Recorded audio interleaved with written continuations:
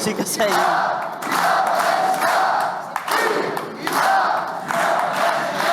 Començo amb una pregunta per la Clara, que aquesta pregunta és si, des de l'experiència de ser eurodiputada, la percepció és que la Unió Europea és hostil al dret a l'autodeterminació. Els poders establerts, els estats membres i el Consell d'Europa, sí, són hostils a l'autodeterminació, evidentment, perquè són estats i els estats no volen complicacions. Per tant, la resposta és sí. Vaig a fer un parèntesis. A més de respondre la pregunta, vull agrair-vos a tots els que heu vingut avui aquí. Em fa molt goig poder actuar a la meva ciutat per primera vegada i moltes gràcies per acompanyar-me avui en aquesta sala tan... Prou.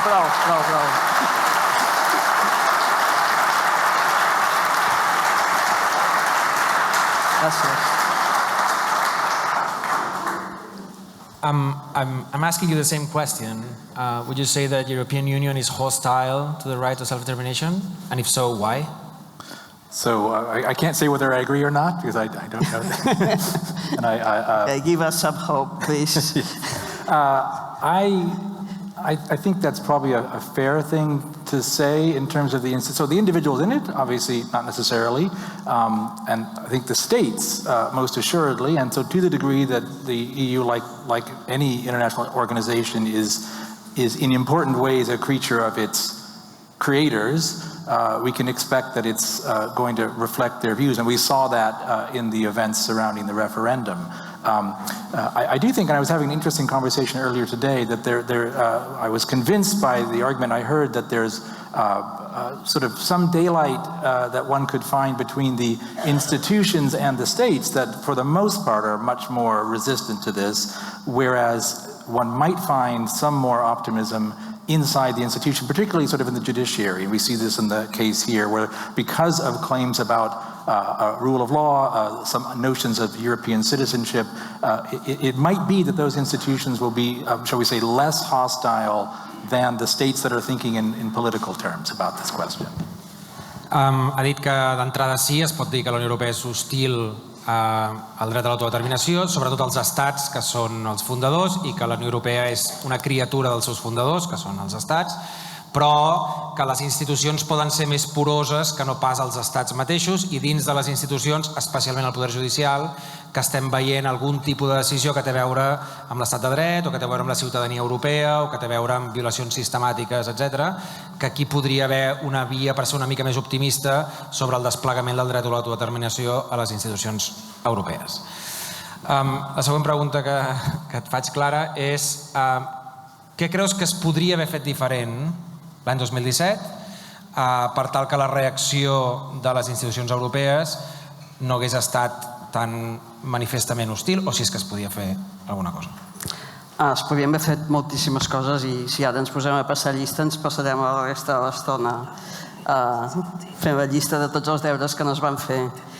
Per tant, sí, d'entrada, els deures que no es van fer abans.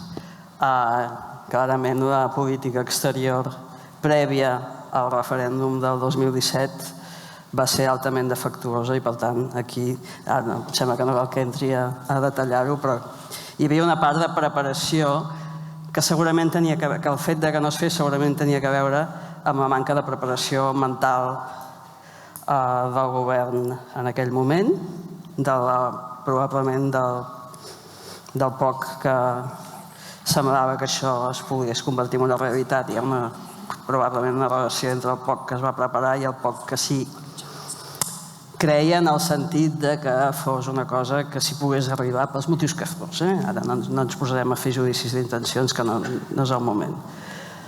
A part d'això, crec que sobretot el que es podia haver fet després del referèndum era senzillament complir el mandat del Parlament de Catalunya, i això és el que no es va fer. Per tant, a la mesura que s'hagués fet això, evidentment això hauria creat una situació de facto que certament hauria causat dificultats als poders espanyols i hauria forçat una reacció diferent dels poders europeus. No estic dient que fer això sigui bufar i fer ampolles, però és que fer la independència no és bufar i fer ampolles, i per tant el que es podria haver fet és efectivament portar el resultat del referèndum a la pràctica. Ara li vull preguntar al professor Waters sobre un aspecte que apareix en el seu llibre. Una mica ja ens l'ha avançat el documental. Ell defensa que tot el nostre sistema internacional està basat en una idea d'estabilitat que impedeix el canvi de fronteres, i ell sosté i explica i argumenta en el llibre que és al revés. És la manca de flexibilitat, la rigidesa de les fronteres el que genera inestabilitat, i ell proposa un principi de secessió molt transparent i molt clar, i ara li demanaré, sisplau, si ens el pot explicar. The question is, in your book you talk about how borders are the problem and not the solution for stability, and then you propose borders in the sense of fixed borders of the current state of affairs, and then you propose principle of secession that's very straightforward, with no other conditions than democratic plebiscite. Could you explain to us this tension between the rigidity of borders as being a source of instability and how your principle might be something that solves part of the problem? Yes, well, I'll try. I do think borders can be a source of stability. It's not true that they always are, but we operate on the assumption, and I think it was mentioned in the film, that fixed borders are always stabilizing. That's been the assumption since World War II. And I think it's demonstrable that at a first step, there's very little evidence for that assumption. It's an assumption we haven't tested. And I think there is some evidence that it is often not true. And that's when we find societies in which there are often compact communities of difference. It can be linguistic, it can be ethnic, it can be regional or political, where a group is, in a sense, structurally a minority. And this is true even in a democracy, where a group can be a kind of permanent loser in the democratic process simply because it is outnumbered. And a great example, though not necessarily a democracy at the time, would be a place like Kosovo, where inside Serbia, Kosovar Albanians were a permanent minority, and there was no way around this, even if you liberalized the country. Whereas now, of course, they're a majority, and this is purely a function of the border. So this is the starting point, is that we should recognize that the condition of being a minority is a function of borders. Maybe I should pause here to give you a chance to translate some shorter version of that. Because you also asked about a solution. Yeah, so. Okay. So now this is the problem, now the solution. Yeah, right? yeah. Ell diu, no és veritat que les fronteres siguin sempre font d'inestabilitat, com jo li he preguntat capciosament, però que sovint ho poden ser, i que l'assumpció després de la Segona Guerra Mundial ha estat justament que el sistema tal com estava finalitzat després de la guerra calia mantenir-lo a tot cost perquè generava estabilitat, o almenys posar-lo en qüestió podia generar inestabilitat. Ell diu que aquesta és una hipòtesi que no s'ha tastat mai, perquè mai no s'ha provat, diguem-ne, l'alternativa, i que més aviat el que veiem és el contrari. El que veiem és que la rigidesa de les fronteres, en comptes de generar estabilitat, genera inestabilitat. Ell diu que quan hi ha comunitats que estan concentrades territorialment, per raons lingüístiques, ètniques, religioses, històriques, nacionals, el que sigui, fins i tot en països de caire democràtic o en democràcies plenes, el fet que siguin minories que sempre tenen les de perdre per raons merament quantitatives, és a dir, que mai aconsegueixen que el procés democràtic doni raó de les seves necessitats, fins i tot en casos de democràcia plena, això genera una gran inestabilitat perquè aquestes minories estan atrapades a dins de la rigidesa d'aquestes fronteres.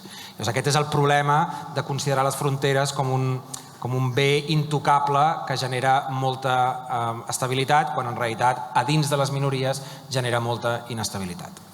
And before I suggest the solution, I should add one, I think, important qualification.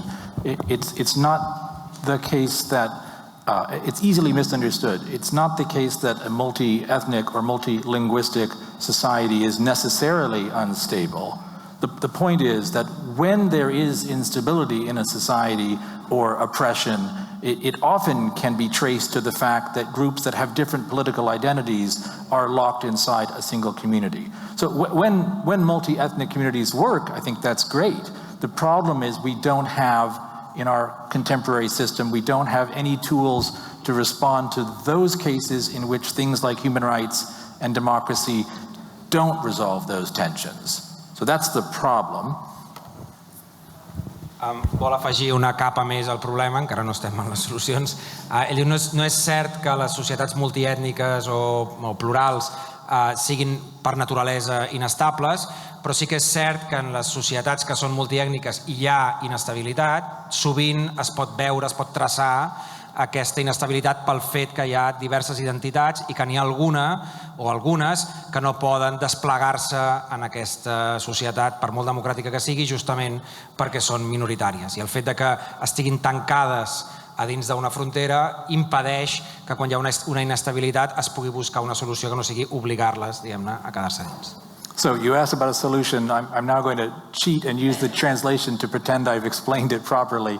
The solution I propose in the book, and it's only one that one could imagine, is to propose a truly self-determining process where communities identify themselves as candidates for statehood and advance this claim through a plebiscite. The model I'm pointing to is the one that's used after the First World War, with some important modifications. Maybe I should pause here.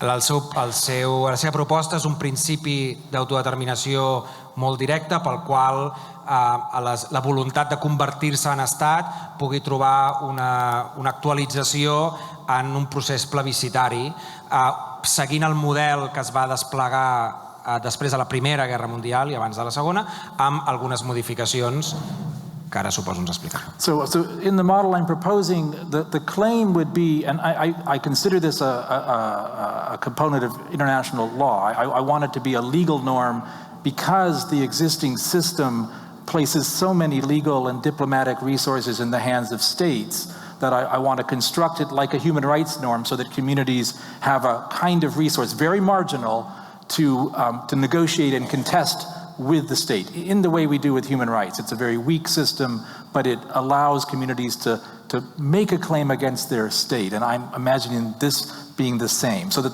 basically communities would be able to self-organize, hold a referendum on the basis of which they could make a claim that they have the right not to secede but to negotiate an exit, and that a state would have to recognize this. This is similar to what we see in the Canadian context, so that's domestic. And I propose it having a few specific qualities that I think are of note. One is that it's completely self-organized. This is a classic problem in self-determination. One of the criticisms is who decides who the people are. And my answer is it's going to have to literally be self-identified. Communities that are interested in this question, proposing a territory on which it's to be decided, and then all the people who live there or citizens there have linkages to that area have a right to vote. And if you can win a majority or a super majority in that area, that's what gives you the right to begin that process of negotiation. Let me pause there. Tal com ho planteja ell, ha de ser un principi de caire legal, és a dir, que ha de formar part del cos del dret internacional, de la mateixa manera que ho són els drets humans. Ell diu que els estats tenen una gran capacitat d'actuació en el món de les relacions internacionals i que per compensar, per equilibrar aquesta força, existeixen coses com els drets humans que són molt febles en la seva capacitat d'incidència, però sí que donen a les minories o a la gent perseguida una capacitat d'assenyalar un dret reconegut en el dret internacional i, per tant, treballar sobre aquest ús marginal dels drets humans. Aleshores, aquesta norma tindria algunes característiques. Seria una norma que permetria l'autoorganització, per ell és molt important això, l'autoorganització d'un procés plebiscitari o referendari que permetés a les comunitats reclamar, a partir d'aquest principi del dret internacional, un estat, diguem-ne. Això no obligaria d'entrada, diguem-ne, a l'estat del que es volen separar a garantir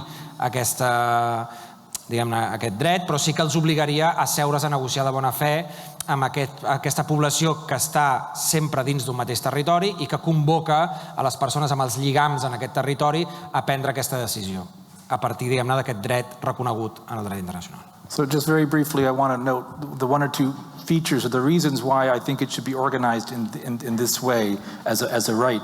One is that it's not based on any claim about language or ethnicity or any kind of identity. This is the classic criticism of, for example, Wilsonian self-determination after the First World War, is that it assumes that people want to live in a state based on their ethnicity. And that's sometimes true, but there are reasons, I think, why we as a global community are suspicious of those kinds of claims. And instead, I think we ought to base it on a pure political desire expressed in a referendum. So it's not based on ethnicity, and it's also not based on claims about history or justice. Many times groups claim a state because they used to have one in the past, for example, or because they have suffered in the past. These are discourses that many of you will be familiar with. And they can be very powerful, but it's also clear that nobody agrees on what the past is or what justice is, and you'll be familiar with that too, because people elsewhere in this country don't agree about the story of this place. So the only way to make a claim that other people might have to acknowledge is for it to be thin and procedural and based on proof of desire today, a political desire, and that's what we use elections for. So we can't say it's because something happened in 1700 or because we used to be a state, but we can say it because today 60-70% of people in some space can make that claim. That's true in places like Kosovo. It's not because of the war, it's because most people in that place clearly want that and can express it in elections.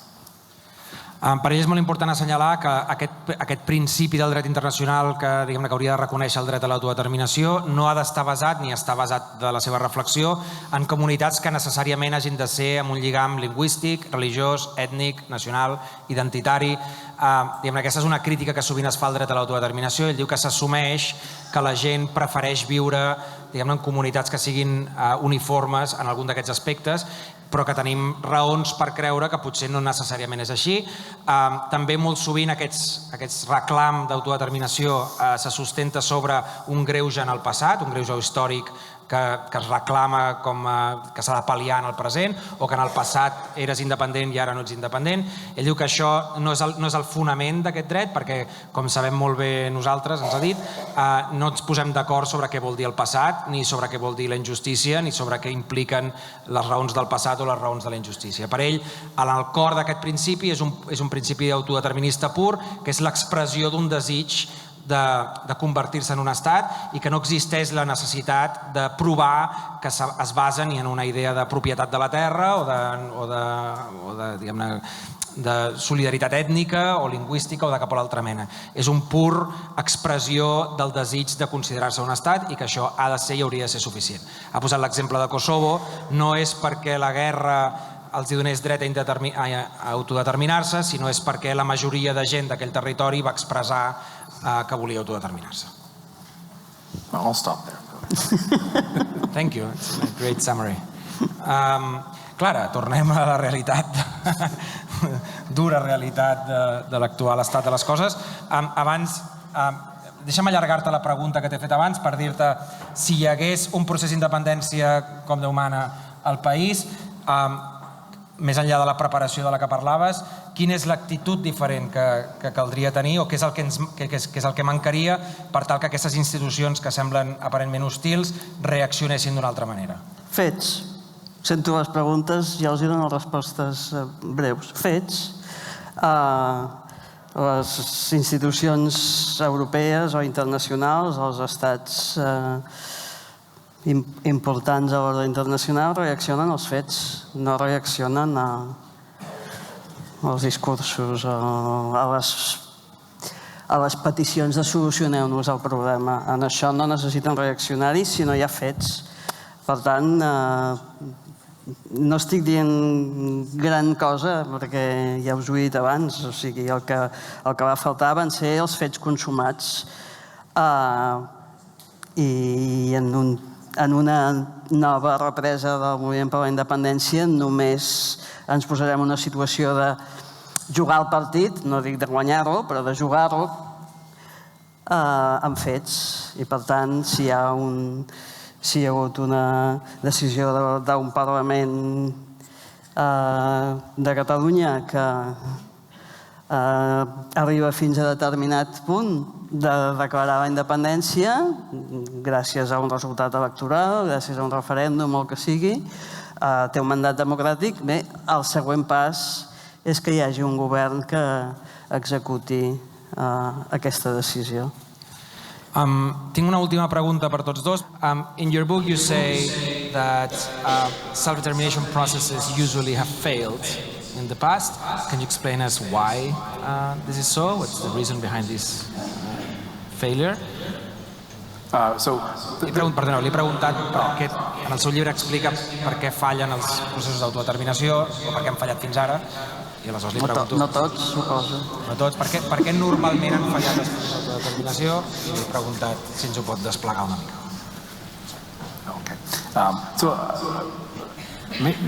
I think maybe we could say self-determination processes succeed tremendously if we define them the way they're defined in law since World War II. There are very few colonies left, so well done. But the problem is that we used to think of self-determination as being something else, about the right to make a new state. And that has disappeared entirely, except from the discourse of communities that are still thinking in those terms. But in law and global politics, yes, that they tend to fail quite dramatically. Why? I think if I understood what you were saying, Clara's answer earlier was about the importance of playing the game. That's what my project was about. The problem is the game has rules that are very, very strongly biased against any group that doesn't already have a state-like territory. So it fails because very few times do we find countries with an interest in breaking that rule or in supporting groups that do. And states have tremendous diplomatic resources. We saw in the film an example of that, to control, push back on, and if necessary, crush movements that try to break that existing order.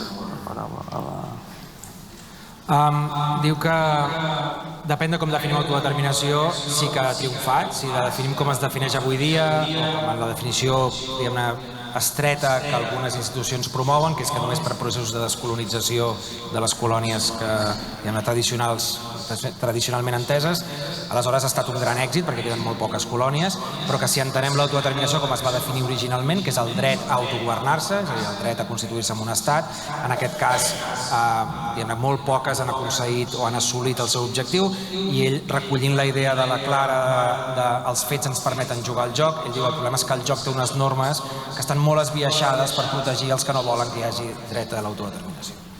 Et faig una última pregunta i després passarem la paraula, començarem per la Neus, si et sembla bé? Sí. I aleshores després, si em passen els targetons, anirem seleccionant. I et volia preguntar dues coses que són la mateixa en realitat. Una, quina és, vista des del Parlament Europeu, quina és la reputació i influència de l'estat espanyol i qui són els nostres amics? Quan intentes explicar-nos, segur que detectes ja sigui o bé per països o bé per partits, gent que n'és més propera o més llunyana, i quina és la veritable influència que pot tenir l'estat espanyol i per què en aquesta mena d'institucions. A veure, els països no tenen amics, tenen interessos. No estic descobrint res nou, però... Per tant, d'entrada, si volem identificar enemics hem d'identificar interessos, i en el joc de la geopolítica present no en tenim gaires.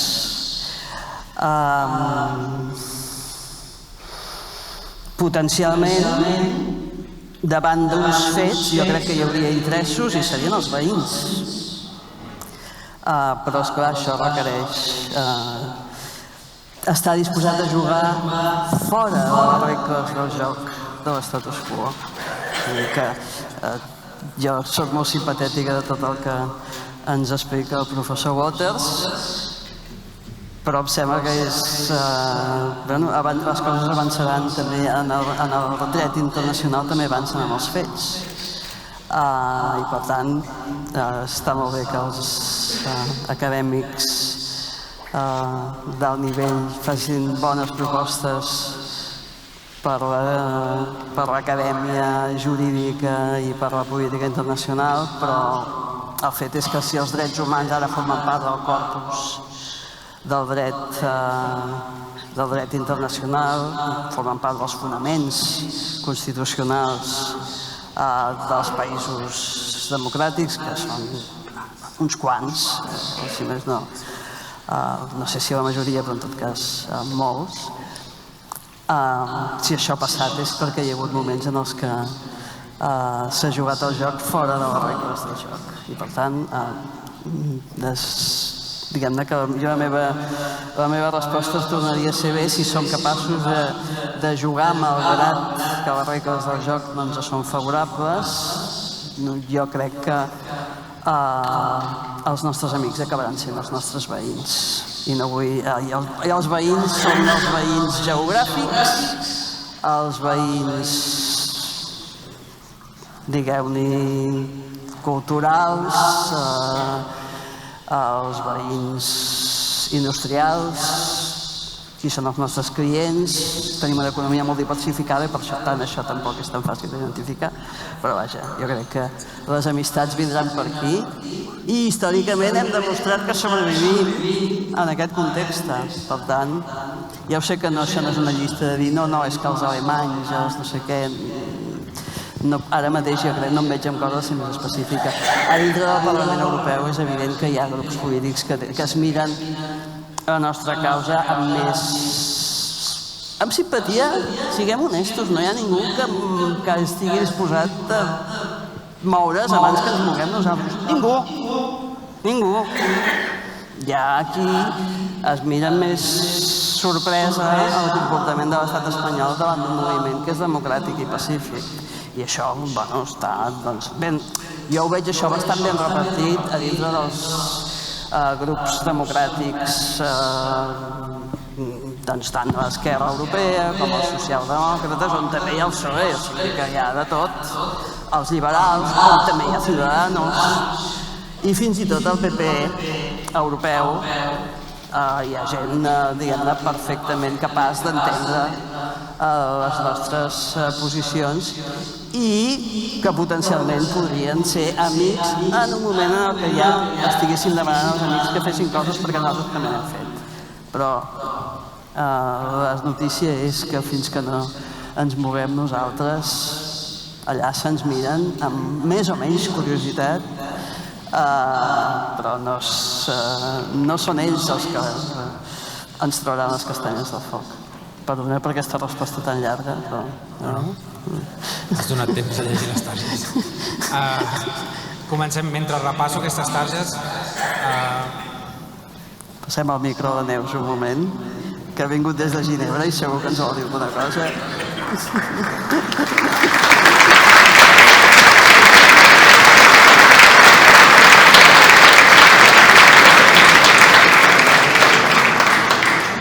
Gràcies. Jo, de fet, només venia a escoltar i ara, doncs, no pensava, diguéssim, no havia pensat fer una pregunta. Sí, perdoneu, la Neus és una professora de dret internacional a la Universitat, a l'Escola Graduada Internacional de Ginebra, no sé si estic dient bé el nom, que a més ha estat molt important en l'estratègia internacional del nostre moviment, va ser una de les persones que van encapçalar la causa de les Nacions Unides i ara és a la Junta d'Òmnium Cultural, a més, però vaja, en tot cas és una de les ments pensants de la nostra estratègia internacional, de la que haurem de construir, si més no. Gràcies. Gràcies.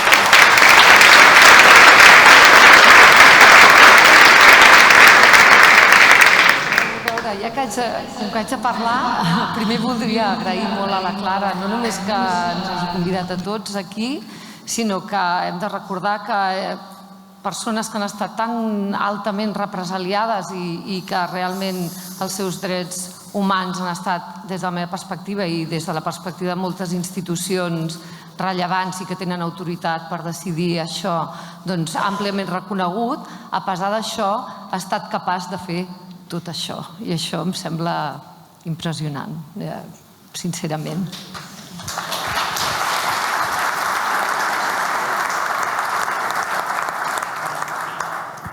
Bé, ara jo, per fer una pregunta més acadèmica, però la diré en català i després, si no, li puc dir el que ha explicat el professor Tim Waters. Jo estic molt d'acord en aquesta idea de dret a l'autodeterminació basada en el consentiment democràtic.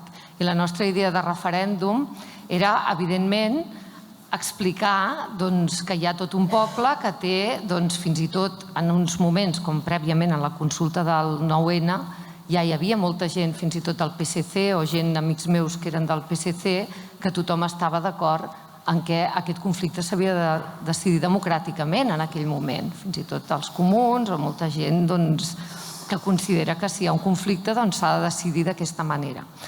Ara, com a professora de dret internacional que dono classes sobre aquest tema a Ginebra, crec que la visió de l'autodeterminació com a purament basada en el consentiment democràtic, hi ha molta gent que no l'entén com a legítima. Per què?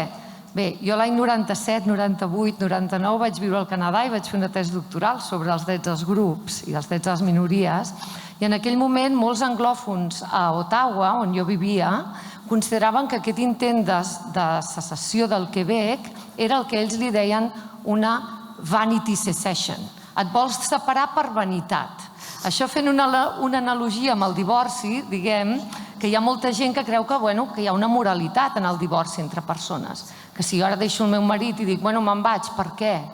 Què t'he fet? I jo dic, res, només que vull marxar. Adéu. I marxo. Hi ha molta gent que aquest tipus de moralitat la considera egoista.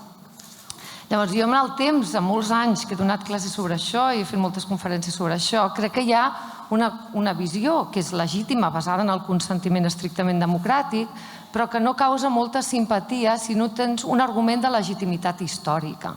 I en aquest sentit, per això penso que la visió exclusivament republicana de voler ser una república té una resposta lògica que diu, i per què?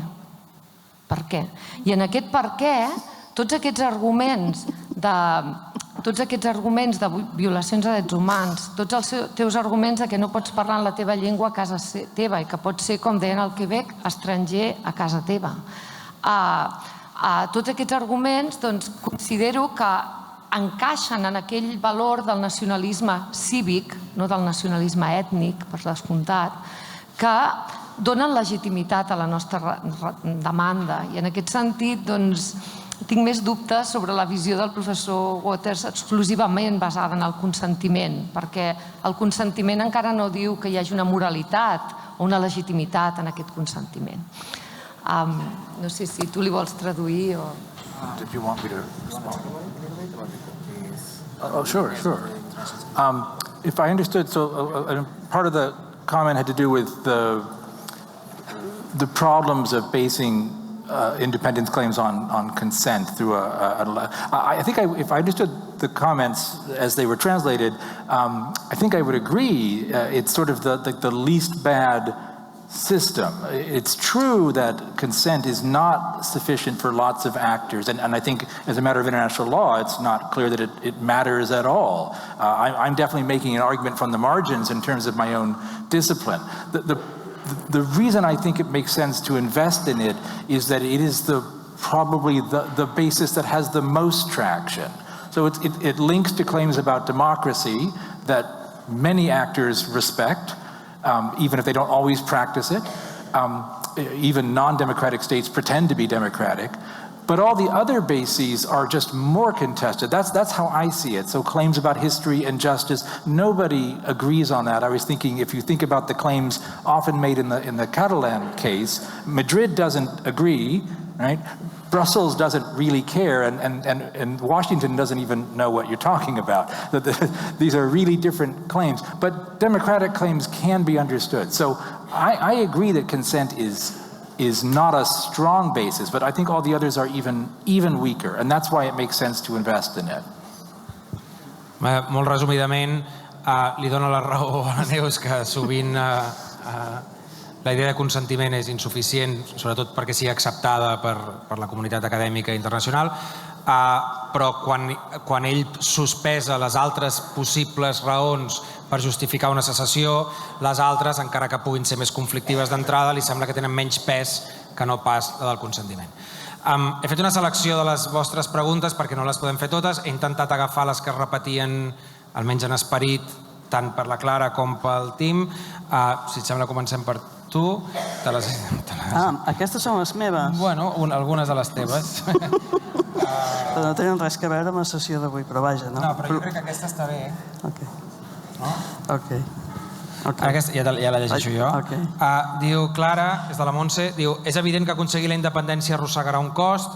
Creus que la situació que tenim avui estem disposats a assumir-lo? I la Montse respon entre parèntesis: no em sembla que sigui així. Bé, jo no ho sé. Jo crec que és evident que després del fracàs de l'últim intent, si ens plantegem fer-ne un altre, hem de ser conscients, hem de ser més conscients en la mateixa fase històrica. Si ens hi tornem a posar, d'alguna cosa ens ha de servir el que hem après fins ara. I jo crec que una de les coses que hem après és que potser no érem prou conscients dels possibles costos. I això em sembla que sí que és una lliçó que els que estem disposats a tornar-ho a intentar hem après. Aleshores, si col·lectivament estem prou disposats o no, jo crec que només ho veurem si efectivament tornem a arribar a una situació en la que ens hi tornem a posar de veritat. Per tant, no té resposta a aquesta pregunta avui. I jo crec que la meva resposta és que sí que estem disposats, perquè si no hi estem disposats és que estem disposats a que se'ns mengin els espanyols i a desaparèixer com a poble. I això, si ens ho plantegem en aquests termes, està clar que aquest sí que és un cost que no volem pagar. De tota manera, a mi em sembla que el més important ara mateix no és centrar a fer comptabilitats de costos i beneficis, sinó jo crec que el principal que hem de començar a combatre ara per tornar a empènyer aquest vehicle que sembla que ha descarrilat, el principal que hem de combatre jo crec que és el cinisme. I el cinisme és el que ens diu: home, si no ho veu fer aleshores és que no estàveu disposats a fer-ho, si de seguida us veu tirar endarrere, si no deixeu estar, perquè això no. I llavors, comprar aquest discurs, la manera que es pot comprar aquest discurs i poder anar a dormir tranquil és el cinisme. Jo crec que la malaltia que tenim ara mateix més estesa, més que la rendició, que ha afectat a uns quants, però que la gent no ha afectat a la societat civil, no ha afectat a la gent normal, potser ha afectat als que es guanyen la vida a la política, o a uns quants que es guanyen la vida a la política, però no ha afectat als catalans que van anar a votar. Però, en canvi, jo crec que una de les malalties que sí que hem de començar, que hem de combatre, per començar hem de combatre el cinisme, perquè el cinisme ens impedeix reconstruir confiances i ens impedeix tornar-hi a pensar. I si no hi tornem a pensar, segur que no ho farem. Per tant, jo només us vull dir una cosa, tot això no cal, ja li traduirem a sopar, perquè si no acabarem mai. Jo només vull dir una cosa, jo cada vegada que... A veure, jo també tinc la tentació del cinisme. Jo crec que tots els que hem viscut de forma molt intensa aquests anys tenim la tentació de dir... I per tant, jo quan em poso a parlar amb algú jove, que són els que ho hauran de fer, però si nosaltres encara hi som, evidentment que també ens hi tornarem a posar. Però si ells no són a darrere, això segur que no hi tornarem. Cada vegada que parlo amb algú jove li dic, tu creus que encara podem fer la independència? I no, i a mi tothom em diu que sí.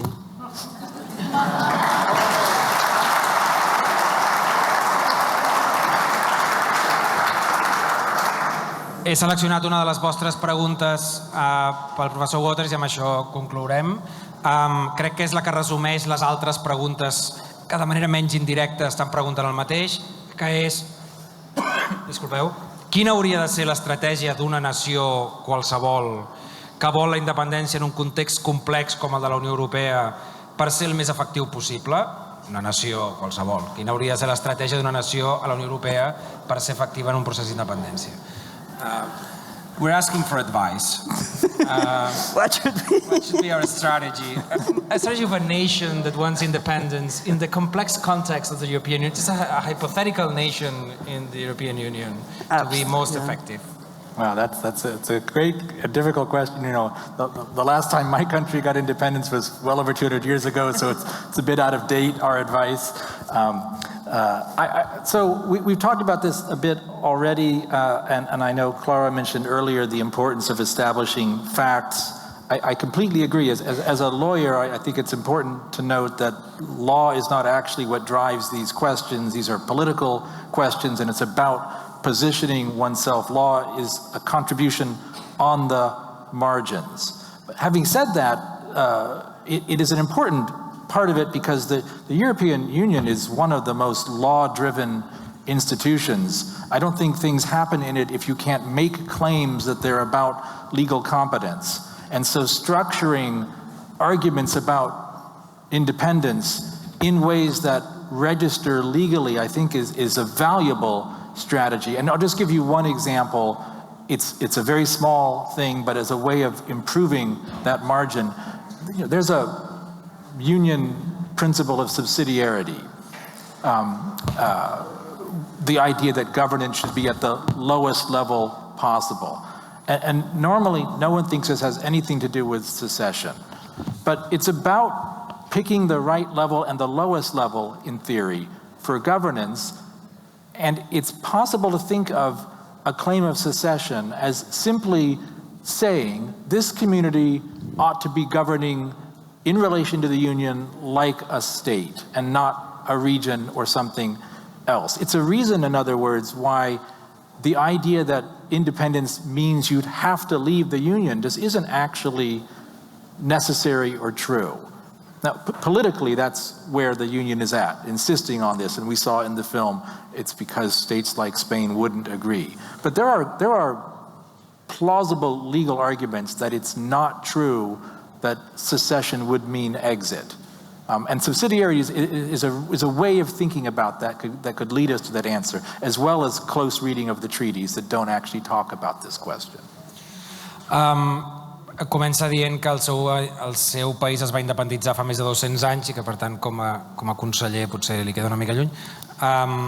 Però després del que ha dit abans la Clara, que són els fets el que importen més que no pas els discursos, ell hi està d'acord.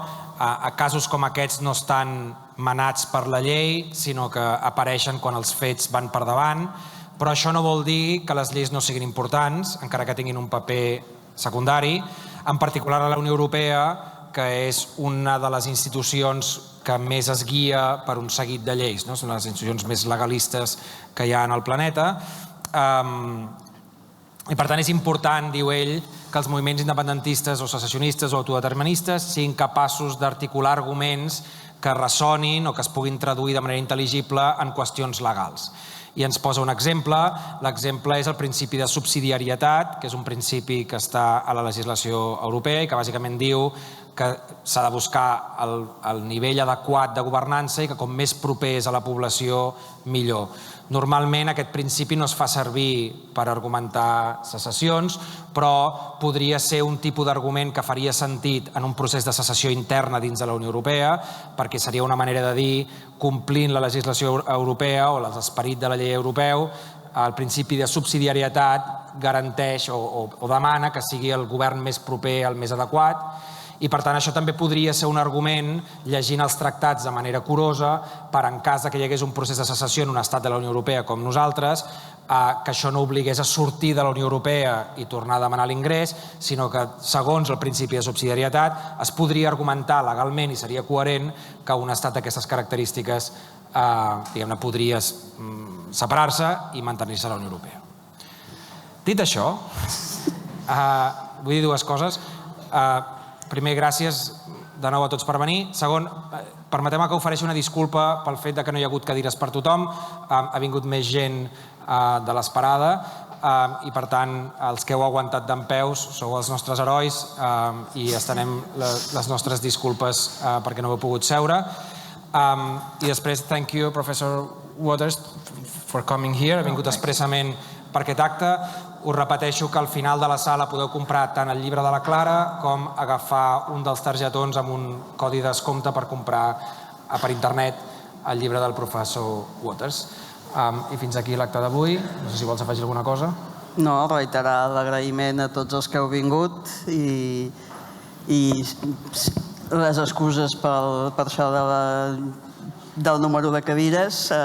Ha estat un acte que n'hi havia per llogar cadires i està clar que no n'hem llogat prous, però procurarem llogar-ne més la propera vegada. Gràcies.